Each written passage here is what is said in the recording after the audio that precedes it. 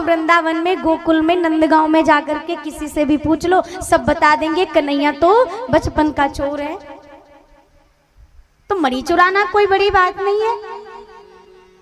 अच्छा महाराज, जब पत्नी से ऐसी बात कही और पत्नी देवी से ये कह दिया कि ये मेरे कानों तक बात आई है, अभी कोई कंफर्म नहीं है कि कृष्ण ने ऐसा कुछ किया है, इसलिए मैं तुमसे कह रहा हूं कि तुम किसी और से मत कहना।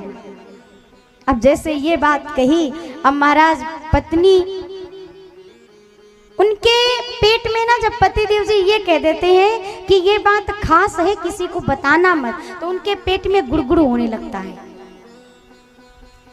और ये पेट तब तक हल्का नहीं होता जब तक इधर से उठा के उधर ना बता दें। और जिसको बताएंगी ना उससे भी कहेंगी, सुनो ना, तुमको अपनी सखी मान के बता रही इतनी खास बात, ठीक है ना, हम तुमको अपनी बहन मानते हैं इसलिए तुमको बता रहे हैं, और सुनो ना, तुम किसी और से मत बताना। वो कहती, हाँ सखी तुम तो जानती हो हमारी ये आदत नहीं है, हम इधर की उधर बात कभी नहीं करते हैं, तुम निश्चिंत रहो। 2 घंटे बाद महाराज जैसे जंगल में आग फैलती है ना, वो बात यहाँ से उठ के वहाँ, वहाँ से उठ के वहाँ, फिर वो पहुँचेगी जरूर, घूम फिर के तुम्हारे पास आएगी। तुम कहोगी कितने भरोसे से तुमको बताया था, तुमने सबको बता दिया।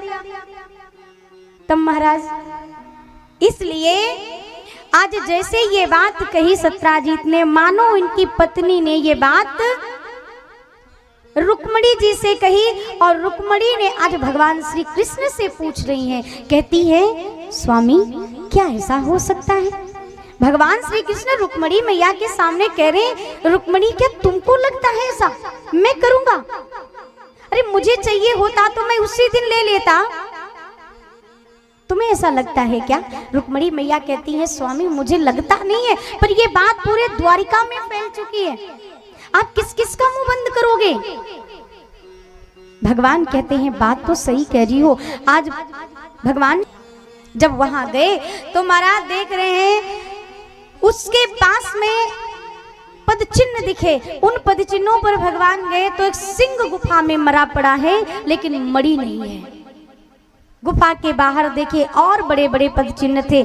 तो जब वहां से गए तो क्या देख रहे हैं, वो तो एक छोटा सा गुफा का दरवाजा है जिसके अंदर अंधेरा ही अंधेरा है। समझ नहीं आया तो भगवान ने कहा, एक काम करो, तुम सब मेरी प्रतीक्षा करना, मेरा इंतजार करना, और मैं अंदर जाता हूँ, देखता हूँ कैसा क्या है, जब तक मैं वापिस ना आऊं तब तक यहाँ से तुम सभी जाना मत।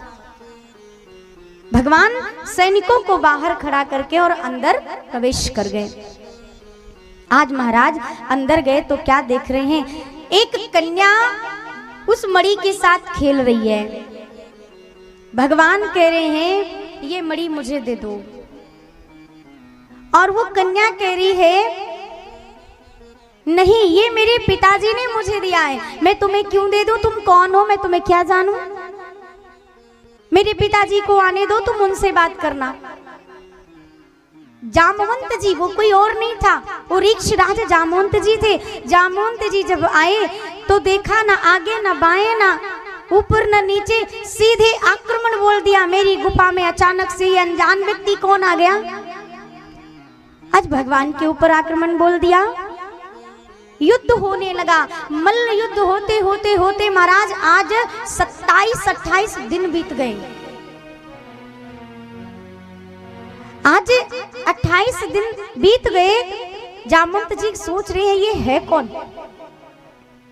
भगवान कह रहे हैं, ये युद्ध होते होते तो पता नहीं क्या हो जाएगा। आज 28 दिन हो गए, अब तो कुछ करना पड़ेगा। भगवान निपत हो करके पूरे शरीर की हड्डी सब चरचर करके महाराज टूटने जैसा हाल हो गया।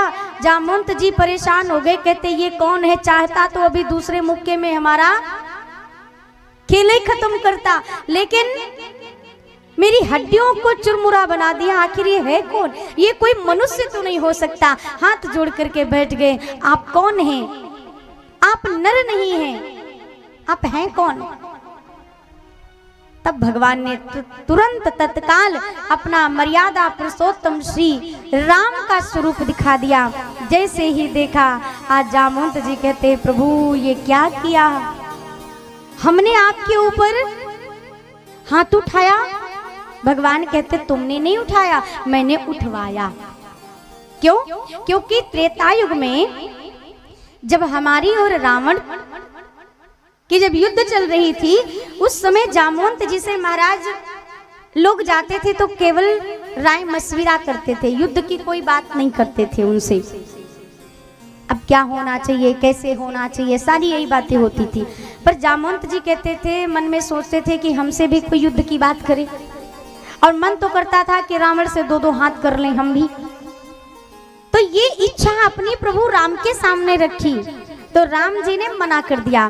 प्रभु श्री राम जी ने कहा कि मैं जानता हूँ तुम्हारी इच्छा हो रही है रावण से दो दो हाथ करने की।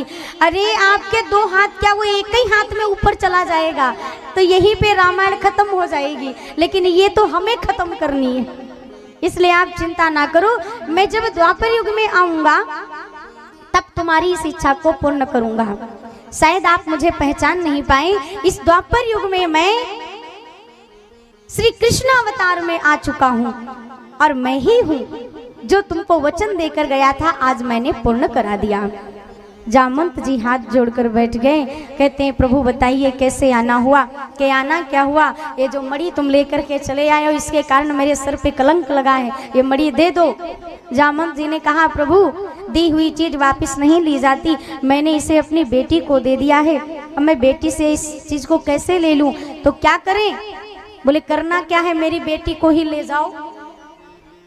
कैसे? पाणिग्रह संस्कार करके, विवाह करके मेरी बेटी के साथ विवाह करोगे तो मणि तो खुद तुम्हारी हो जाएगी, जब मेरी बेटी तुम्हारी तो मणि भी तुम्हारी। बोले अभी तो एक विवाह करके आए हैं। बोले एक तो करके आए हो ना, आप कोई त्रेता युग के राम तो हो नहीं जो केवल एक ही सीता है, यहाँ ऐसा कोई वचन नहीं है, इसीलिए कर लो। भगवान ने यहीं पर जामवंती जी के साथ में पाणिग्रह संस्कार किया।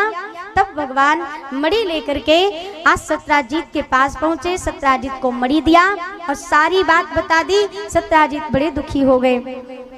आज कहते हैं प्रभु ये मणि आप ले जाओ, मुझे नहीं चाहिए। अब भगवान ने भी इनकार कर दिया, ये मणि तुम अपने पास रखो, अब मुझे इस मणि की आवश्यकता नहीं है। जिसके कारण इतना बड़ा कलंक मेरे सर लग जाए, फिर उसको मैं लेके जाऊं? नहीं। तो सत्यजित ने कहा मैं कैसे मानूं, आपने मुझे क्षमा कर दिया।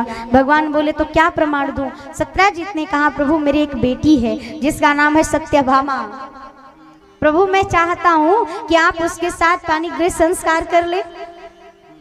भगवान ने कहा एक घर में है, दूसरी लेके आया हूं। सत्यजित ने कहा तीसरी और कर लो। आज भगवान ने यहीं पर सत्यभामा जी के साथ विवाह किया। आज 3-3 रानियां महाराज द्वारिका में विराजमान है।